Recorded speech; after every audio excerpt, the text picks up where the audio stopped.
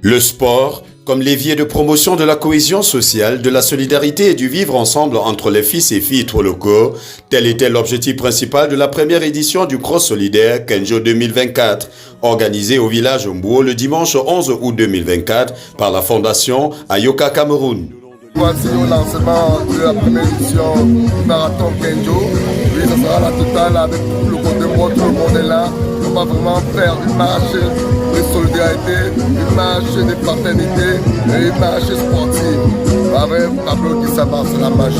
Initié par Pablo Guissamba, président fondateur de l'association internationale Africa Yukan, le Cross solidaire Kenjo 2024 dédié à la sensibilisation sur les maladies cardiovasculaires et en hommage au dramaturge et écrivain camerounais Kenny Joseph a connu la participation de plus d'une centaine d'amateurs du mini-marathon et de la marche sportive. C'est un sentiment de satisfaction totale pour moi en tant que président fondateur de l'association Africa Yukan, mais également pour tous les membres et sympathisants de cette organisation internationale au regard de la forte mobilisation des populations qui ont répondu présent à cette première édition, et nous espérons bien évidemment que ça sera pareil et encore plus pour les éditions à venir. Le coup d'envoi de ce rendez-vous socio-sportif et culturel a été donné à travers une marche de solidarité en présence de Somgejo Antoine, président d'honneur à Yoka Cameroun, Madame Georgette Kenyé, veuve de l'auteur, et de plusieurs artistes et familles venus des quatre coins du Cameroun et de la diaspora pour honorer la mémoire de l'auteur de Dans le Pétrin,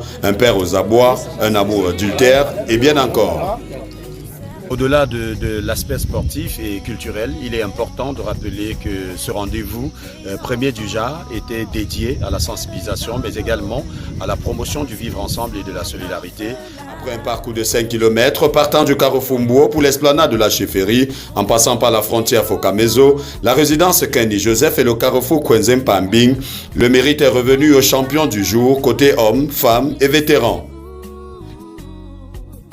Tous ensemble, 5, 4, 3, 2, 1, 0. On se lève, on applaudit très fort pour les champions. Le clôture du événement fut marqué par un concert caritatif qui a connu la participation des artistes locaux tels que Gaousta, Raymond Westman, Yangono du Sud et bien d'autres.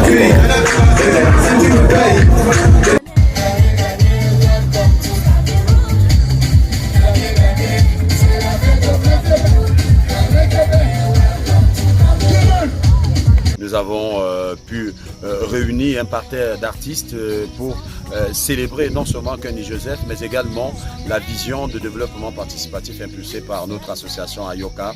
Et nous espérons que nos petits efforts ont été à la hauteur des attentes des populations. Vivement août 2025 pour une autre édition encore plus attractive et surtout avec beaucoup d'innovation.